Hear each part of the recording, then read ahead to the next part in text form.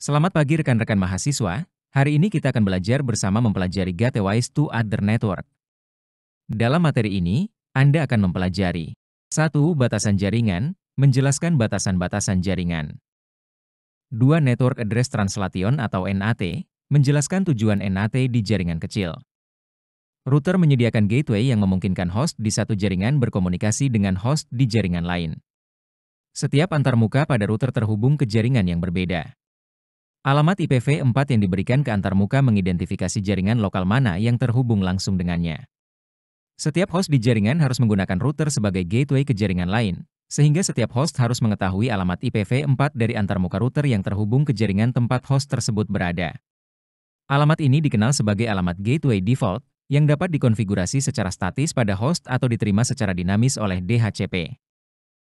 Ketika router nirkabel dikonfigurasi sebagai server DHCP untuk jaringan lokal, router tersebut secara otomatis mengirimkan alamat IPv4 antarmuka yang benar ke host sebagai alamat gateway default. Dengan cara ini, semua host di jaringan dapat menggunakan alamat IPv4 tersebut untuk meneruskan pesan ke host yang berada di ISP dan mendapatkan akses ke host di internet. Router nirkabel biasanya diatur sebagai server DHCP secara default. Router nirkabel bertindak sebagai server DHCP untuk semua host lokal yang terhubung, baik melalui kabel Ethernet atau nirkabel. Host lokal ini disebut sebagai berada di jaringan internal atau dalam. Sebagian besar server DHCP dikonfigurasi untuk memberikan alamat pribadi kepada host di jaringan internal, bukan alamat publik yang dapat dirutekan di internet. Ini memastikan bahwa, secara default, jaringan internal tidak dapat diakses langsung dari internet. Alamat IPv4 default yang dikonfigurasi pada antarmuka router nirkabel lokal biasanya adalah alamat host pertama di jaringan tersebut.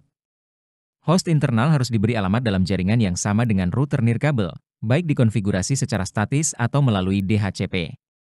Ketika dikonfigurasi sebagai server DHCP, router nirkabel menyediakan alamat dalam rentang ini, serta informasi subnet mask dan alamat IPv4 antarmuka sebagai gateway default.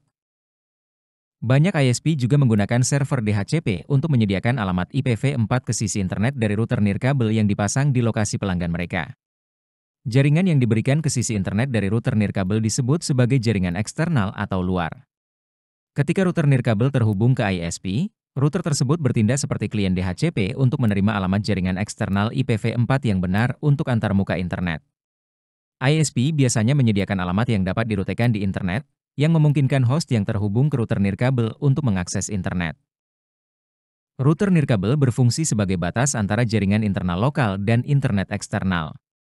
Kesimpulan untuk materi hari ini. 1. Batas jaringan. Setiap host di jaringan harus menggunakan router sebagai gateway ke jaringan lain.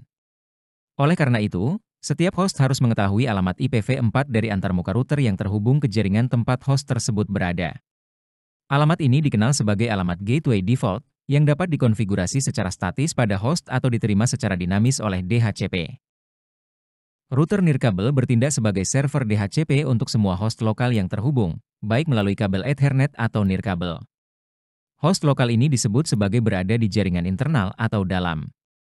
Ketika router nirkabel terhubung ke ISP, router tersebut bertindak seperti klien DHCP untuk menerima alamat jaringan eksternal IPv4 yang benar untuk antarmuka internet. ISP biasanya menyediakan alamat yang dapat dirutekan di internet, yang memungkinkan host yang terhubung ke router nirkabel untuk mengakses internet. Router nirkabel berfungsi sebagai batas antara jaringan internal lokal dan internet eksternal. 2. Operasi NAT. Router nirkabel menerima alamat publik dari ISP, yang memungkinkannya mengirim dan menerima paket di internet. Router ini kemudian menyediakan alamat pribadi untuk klien jaringan lokal. Proses yang digunakan untuk mengonversi alamat pribadi menjadi alamat yang dapat dirutekan di internet disebut NAT. Dengan NAT, alamat IPv4 sumber pribadi atau lokal diterjemahkan menjadi alamat publik atau global. Proses ini dibalik untuk paket yang masuk. Router nirkabel dapat menerjemahkan banyak alamat IPv4 internal ke alamat publik yang sama dengan menggunakan NAT. Hanya paket yang ditujukan ke jaringan lain yang perlu diterjemahkan. Paket-paket ini harus melewati gateway, di mana router nirkabel menggantikan alamat IPv4 pribadi dari host sumber dengan alamat IPv4 publiknya sendiri. Sekian penjelasan materi hari ini, terima kasih dan jangan lupa like, comment, and subscribe untuk mendapatkan materi terbaru dari kami.